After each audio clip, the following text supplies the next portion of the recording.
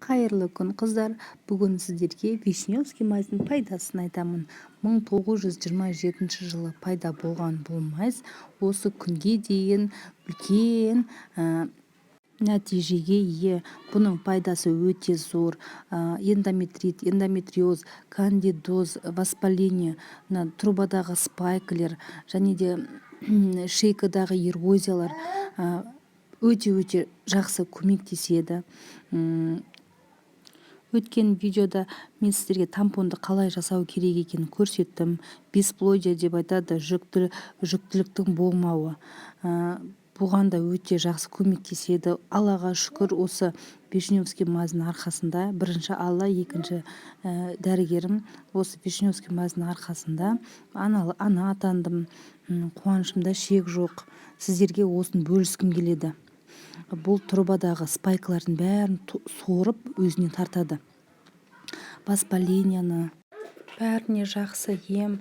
Қыздар, бұл интернеттен оқысаңыздар, отзывтары өте жақсы.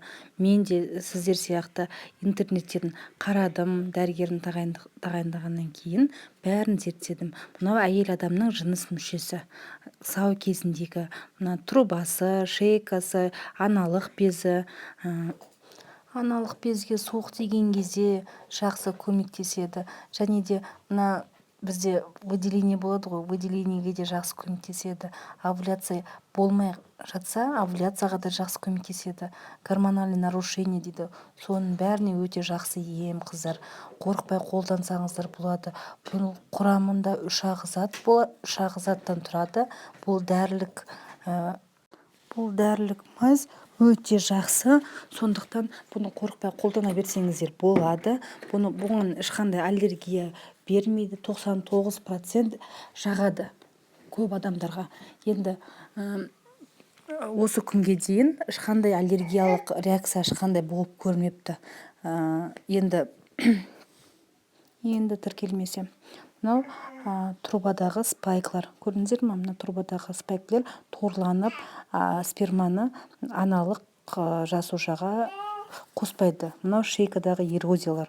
Эрозияның асқынған түрі, уже онкологияға алып келеді. Құдай сақтасын. Сондықтан эрозия болған жағдайда емделу керек. Мынау эрозия, шейкадағы эрозиялар.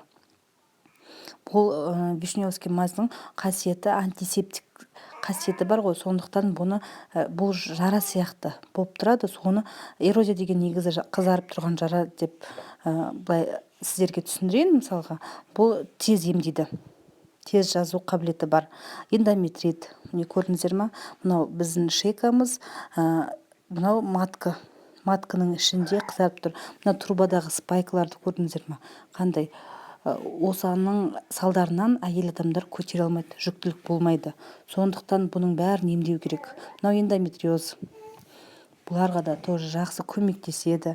Өте пайдасы жақсы, қыздар. Сондықтан Құдай қаласа пайдаланыңыздар. Дәрігерлеріңізбен кеңесіңіздер. Мына профилактика үшін де қолдануға болады. Рахмет, тыңдағандарыңызға сау болыңыздар.